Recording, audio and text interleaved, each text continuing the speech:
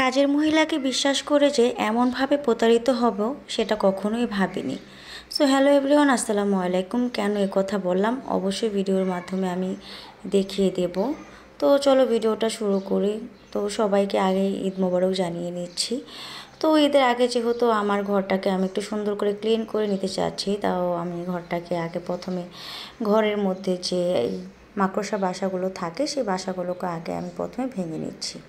যদিও রোজার আগে কিন্তু আমি ঘর ক্লিন করে রেখেছি মোটামুটি, যেহেতু প্রেগনেন্ট ছিলাম তোমরা সবাই জানো। তো আমি কিন্তু তেমনভাবে ঘর এতদিন ক্লিন করতে পারিনি, যার কারণে হচ্ছে কাজটা মনে হয় দ্বিগুণ বেড়ে গিয়েছে। যদিও হেল্পিং হ্যান্ড দিয়ে আমি কিন্তু সবসময় সব কাজগুলোকে করিয়ে রাখতাম, বাট আসলে নিজের কাজের মতো যে হেল্পিং হ্যান্ডরা কখনোই করে না সেটারই প্রমাণ আমি নিজেই, এবং সেটার প্রমাণ আজকে তোমাদেরকেও দেবো এবং তোমাদের সাথেও শেয়ার করব।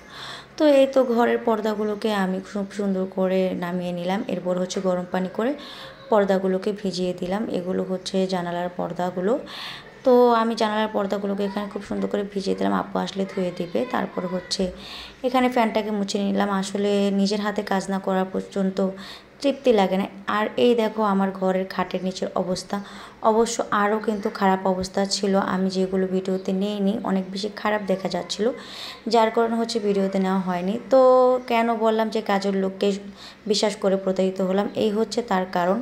আসলে মাত্র 2 দিন আগে কিন্তু আমি ওনাকে দিয়ে ঘরের খাটের নিচটা পরিষ্কার করিয়েছি। উনি যে কিভাবে কি পরিষ্কার করছে আমি নিজেও জানি না। তারপর হচ্ছে আমার বোনকে দিয়ে দেখা গেলো আমি খাটের নিচে ঢুকিয়েছি এবং আমি নিজে খাটের নিচটা পরিষ্কার করেছি। এরপরে দেখা গেলো মাত্র 2 দিন আগে খাটের নিচটাকে পরিষ্কার করার পরে এতগুলো ময়লা। আসলে উনি কী যে ঝাড়ু দিয়েছে সেটা আমি নিজেও জানি না।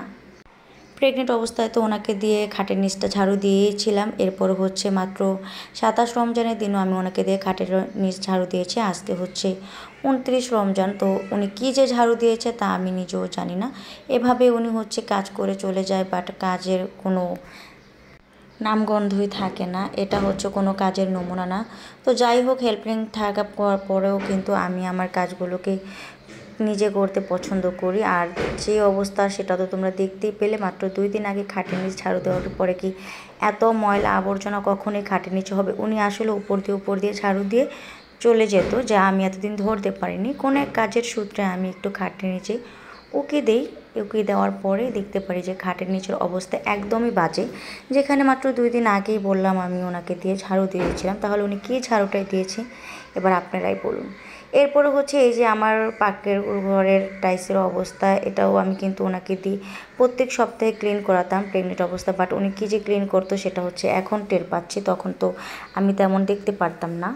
তো এই তো আমি নিজেরটা নিজেই পরিষ্কার করে নিচ্ছি এবং আলহামদুলিল্লাহ যতটুকু পরিষ্কার হয়েছে অনেক ভালো পরিষ্কার হয়েছে। আসলে নিজের কাজটা নিজেই গুছিয়ে করতে বেশি স্বাচ্ছন্দ্য বোধ করি আমি। তো এই যে ঘরের কাজকর্ম একদম শেষ করে ঘরটাকে ডিপ ক্লিন করে চলে আসলাম রান্নাঘরে রান্না করতে। আর দেখতে দেখতে কিন্তু আমরা ব্লগটার একদম লাস্ট পর্যায়ে চলে এসেছি। তো সবাইকে জানাই ঈদ মোবারক। সবাই ভালো থাকবেন, সুস্থ থাকবেন। আল্লাহ হাফেজ।